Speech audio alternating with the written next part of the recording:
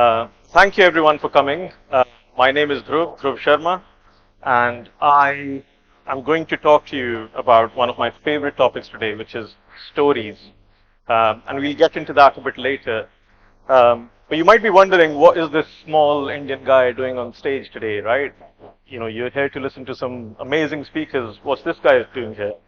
I think, thanks for that lovely introduction, kids. Thank you very much. Those credentials are not important for me. I think my most important credential is this is my city. I grew up in this town. I was born in this town, and I'm proud to be back. Thank you.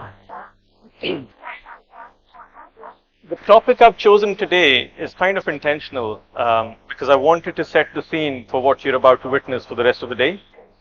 And I want to talk to you about stories, as I said. So, as I said, or as it was mentioned during my introduction, I'm an anthropologist. So stories are very important to me, but they've been important to me ever since I was a very, very young child. I loved listening to stories, I loved telling stories, and I loved making up stories, especially when I was dealing with my teachers, right?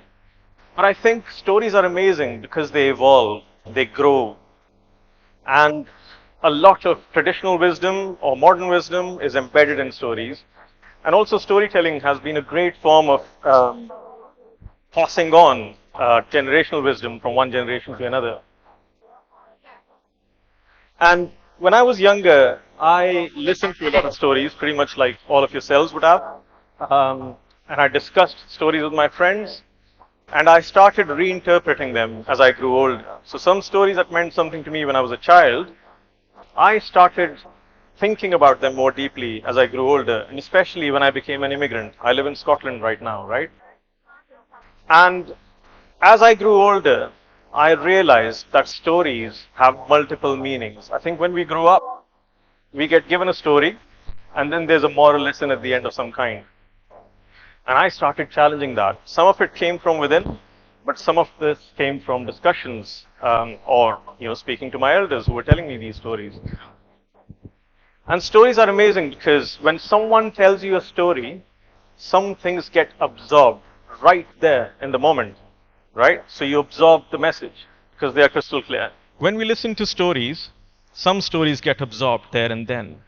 You understand exactly what was being conveyed, and you're quite pleased with that. But other stories have a dimension of time. As time progresses, you ponder, you reflect, and you associate or even develop a new meaning of that story. And there are other stories where it's a bit of a cyclical process, right? You spend time discussing stories. You talk to your peer, you talk to your parents, you talk to other people, you challenge each other sometimes. So there's a lot of discussion, deliberation, and debate that evolves stories. And I think that's a great thing as well about stories. I think it would be a myth if I talked about stories and let you out of this room without telling you one. So I am going to focus on telling you one of my favorite stories.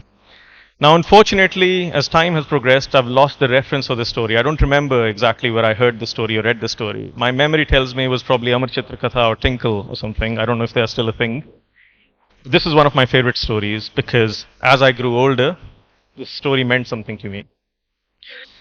So there was an old man who had a son. He had lost his wife when he was young. So he was raising his child by himself. And this old man one day finds out that he's about to die, right? He doesn't have much time left. And he also realizes that he's very well to do, he's wealthy, he's worked hard. But then he sees his son and he goes, I don't have enough time left. And I haven't prepared my son for the real world. And it's a very real challenge. So he calls his son into the room one day just before he's dying, so he's on his deathbed, and he says, I'm going to pass away soon, and there are 3 conditions I have for you. Could you please fulfill these once I'm gone? These are my 3 wishes. Now, we're quite used to stories in India where we have an Amir Baap ka bigda beta, i.e., a spoiled child to a rich dad. But this was not the case here. This child was quite quite a friendly child. He was very good. And he said, of course, Dad, whatever you say, I will abide by that. So his dad says, right, there are three things you need to do forever. And he says, go on. And he says, first of all, you can only eat rice. The son goes, weird, but okay. And then he says, you have to stay away from sunlight. You can't let sunlight touch your skin.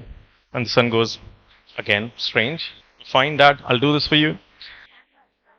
And then he puts this other condition forward and he says, every 3 months, you have to marry a new girl. And the son says, that's really hard, but I make you a promise, I'll do this. Right?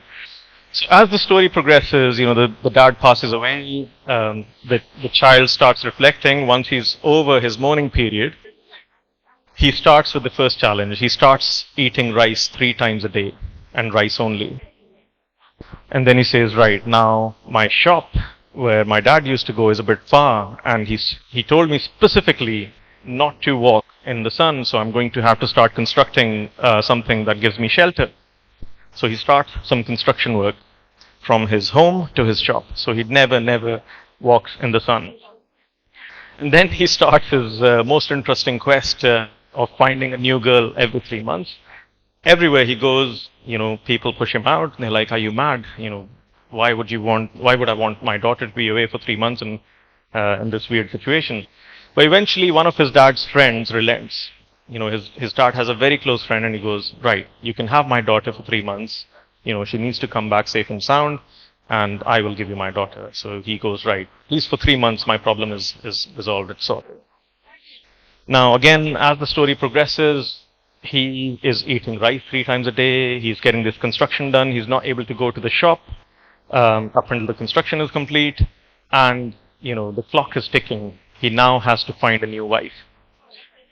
Now what happens in the story is he is burning out a big hole in his bank account because of the construction work, which is further worsened by the fact that he can't actually go to the shop. And then, as I said, the clock is ticking. He now has to find this new girl, and he actually really likes the girl who's his partner. And one day his wife serves him rice, and he comes home. He's quite frustrated because of all of this. He throws the plate away. He's very angry, and he says, why did my dad have to do this to me? I've always been a good son. I've never really troubled him. Why in the hell would anyone subject his own child to this? And his wife says, I can see you're upset. If you allow me, can I please speak to you? And he says, go on, what's the worst? Go on, tell me what you have in mind. And the wife says, I think you've taken your dad too literally. And I think you've misinterpreted what he was trying to tell you. And she says, when he talked about eating rice only, I don't think so that's exactly what he meant. I think all he was trying to do was to signal to you, lead a simple life. Keep your lifestyle simple. And she said, and when he said you need to stay away from the sunlight, all he meant was you should be in the shop before the sun rises and you should only come back when the sun goes down. So work hard, essentially. And then she says, you don't need to find a new girl every 3 months. That's impossible. And all he was trying to tell you was to nurture this relationship. And she was saying, your spouse is one of the most important people in your life. You'll spend a lifetime with them. So you should treat them as if they're a newlywed partner every 3 months. And that's all he meant. And the penny drops for this guy. And he goes, oh, wow. So he runs out of the house. He stops the construction work. And then he starts living his life the way it did. And I absolutely love this story. Do you know why? Because the story is metaphorical. So it does not, his dad did not leave clear instructions for him saying, do this, do this, do this. He actually left a very poetic message for him. He led him on a path of self-discovery just by describing things in a certain way. And I think we spend far too much time in our own culture, focusing on the literal. So for example, I can go on forever. I don't want to take up too much time, but a couple of examples, Navratras or Navratri is upon us. So soon we'll be doing Kanjak Pujan or Kanya Pujan. And I think when I was growing up, I used to do this all the time, and I think we spent a lot of time as a family focusing on the ritual. You know, who should be here, what age they are, what should we serve to them, what time is the puja. However, for me, as I grew older, I started realizing that the bigger meaning of that ritual is essentially respecting women. It's a constant reminder. It comes twice a year. It's not about how you wash their feet, it's about how you treat them, how you see them in your daily life. And I think it was that story which led me to realize that a lot of our cultural stories, our stories which are mostly grounded in faith, actually are metaphorical. They don't give us literal instructions, and that's because they want to lead us down a path of self-discovery. And the other one, I think there's plenty of students in the room, which I'm very pleased about, is a story that we got told again and again and again by teachers, by our parents, by grandparents of this time when Arjun in Mahabharata was tasked with taking shot at a bird that was sat on a tree. And as the story progresses, Acharya Drona comes and asks each of the five brothers, what can you see? And, first brother says, I can see the land, the sky, the trees, the fruits, and so on. And as he goes through the four brothers, that scope narrows down further and further to the point when he gets to Arjun. Arjun says, the only thing I can see is the bird's eye. Just tell me and I'll shoot it. And then we used to be told the story saying, focus should be like this. You should be focusing when you're preparing for your exams. And that's great. I think Mahabharata is full of these stories. And Mahabharata is probably the greatest epic that was ever written. And again, Bhagavad Gita is embedded with Mahabharata as well. And everything you need to know is in there. But the story of Mahabharata itself has so many life lessons. So here, the story is telling you about extreme focus. Don't focus on anything, just focus on the task. But in the same story, there are elements where they tell you about this time where they're fighting this biggest war, the greatest war ever seen. And when the sun goes down, everybody rests, right? They come and they exchange, they're wounded, they spend time with each other, they re-strategize, they negotiate. And as I grew older, I realized that one element of the story is asking you to focus and do nothing else. And the other element of the story is telling you, you can't be in the zone 100% of the time, all the time. You need to take a pause. You need to breathe. You need to recharge your batteries. And that's what used to happen because war was codified in this part of the world. So when the sun used to go down, people used to decompress.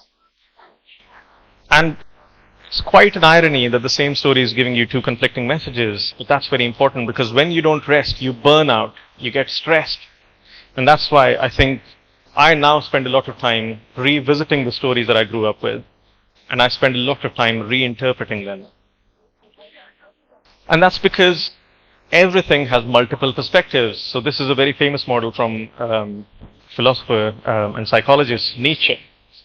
If you look at something from one side, you'll only see the square. But if you look at the same thing from the other side, you'll see a circle, right? So how do you move between these dimensions? How do you make time and space for yourselves and people around you to actually do this? Get a multi-dimensional perspective for the same thing. And if there's one message I want to leave you guys with today is every time you hear a story, and you'll hear a lot of them today, there'll be stories, and stories are essentially anything with a nice opening, chunky middle that makes sense, and a snappy ending. And you'll go through that again and again and again today, because there are some amazing speakers here today.